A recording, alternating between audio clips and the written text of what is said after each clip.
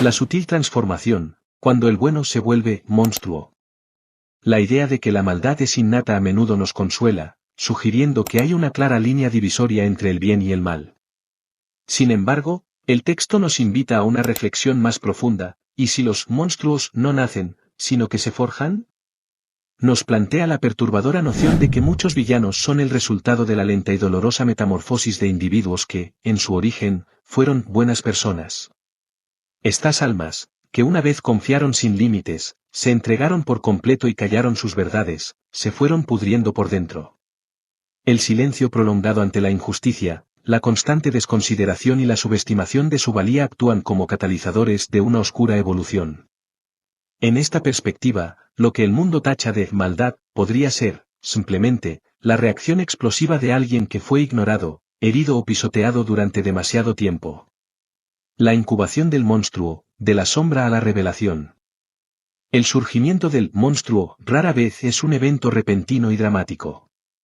Por el contrario, es un proceso insidioso que se incuba en la paciencia, a menudo disfrazándose de virtudes socialmente aceptables como la amabilidad, la cortesía o la obediencia. Esta lenta gestación ocurre en las profundidades del alma de aquellos que, por diversas razones, no han aprendido a poner límites o a decir basta a tiempo. Para ilustrar esta dolorosa metamorfosis, el texto recurre a ejemplos culturales tan potentes como el de Walter White en Breaking Bad. Al principio, White no es un villano, es un profesor de química, agobiado por una enfermedad terminal, mal pagado y subestimado por todos a su alrededor. Pero cuando la vida lo empuja sin piedad hacia el abismo, su respuesta no es la sumisión, sino una transformación radical. Su cambio no lo dirige hacia una maldad caprichosa o gratuita, sino hacia la obtención y el dominio del poder que siempre se le negó en su vida anterior.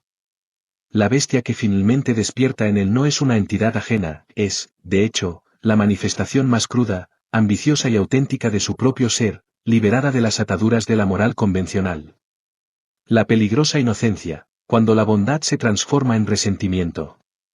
Una de las ideas más peligrosas que el texto desafía es la creencia generalizada de que las personas inherentemente buenas están a salvo de la oscuridad o de infligir daño. Sin embargo, se advierte enfáticamente que la bondad desprovista de autoprotección, de límites claros y de la capacidad de defenderse, se convierte en un caldo de cultivo para la frustración. Esta frustración, cuando se prolonga y no se canaliza adecuadamente, muta inexorablemente en resentimiento, descrito con acierto como el combustible silencioso del monstruo. El texto invoca la célebre frase de John Stuart Mill: lo único necesario para el triunfo del mal es que los hombres buenos no hagan nada.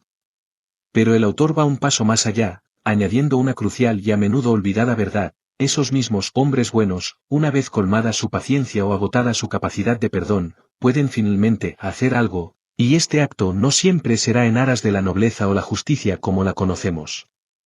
Un simple rechazo, una traición dolorosa o la acumulación constante de desprecio pueden ser suficientes para fracturar el alma más generosa.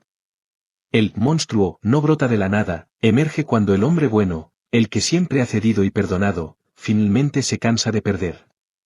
Es en ese punto de quiebre donde la inocencia ingenua se desvanece, dando paso a una nueva y a menudo implacable faceta de la personalidad.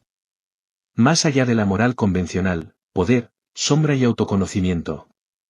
El texto no se limita a describir el proceso de transformación, sino que también indaga en las raíces de la propia bondad, desafiando la visión romántica y a menudo superficial que tenemos de ella. Sugiere que, en muchos casos, la mayoría de las personas actúan bien no por una virtud inherente o un altruismo puro, sino impulsadas por motivos más pragmáticos, el miedo al castigo, el deseo de aprobación social o la expectativa de alguna recompensa.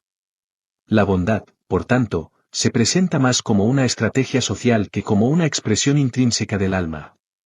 Se introduce la perspectiva incisiva de Arthur Schopenhauer, quien veía la moral como un velo que oculta la verdadera naturaleza humana, una voluntad irracional de vivir y dominar, lo que reduce cada aparente virtud a una forma refinada de egoísmo.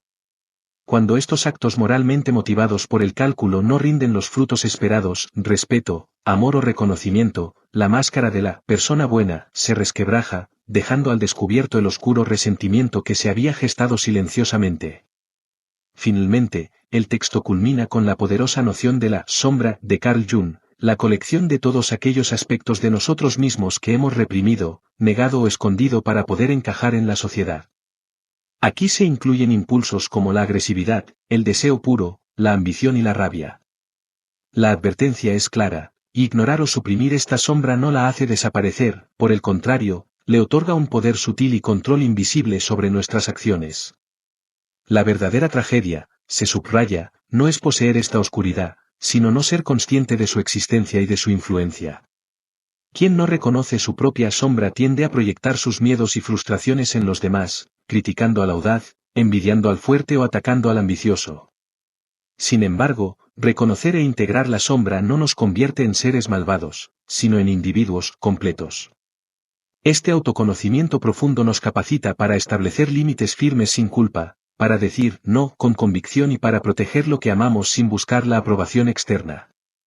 El monstruo interior, por lo tanto, no es el problema en sí mismo, el problema radica en ignorarlo. Porque cuando estalla sin control, puede transformarnos en aquello que más temíamos. El verdadero poder, en última instancia, no reside en la capacidad de destruir, sino en poseer esa capacidad y, aún así, elegir no usarla. Es saber que podemos aplastar, pero decidir conscientemente no ensuciarnos las manos, no por miedo o por un moralismo vacío, sino porque tenemos el control absoluto. Este dominio de nuestra propia oscuridad es lo que nos hace verdaderamente impredecibles, y por ello, verdaderamente respetados. Así, el monstruo, que una vez fue una amenaza, al ser entendido y disciplinado, se transforma en un escudo protector, una herramienta esencial para la integridad y la libertad en un mundo que a menudo exige más que solo bondad. Este viaje hacia el interior, explorando la compleja relación entre la bondad, el poder y nuestra sombra, nos deja con una pregunta final: ¿cómo podemos aplicar este entendimiento en nuestra vida diaria para transformar nuestras frustraciones en fuerza y nuestros miedos en libertad?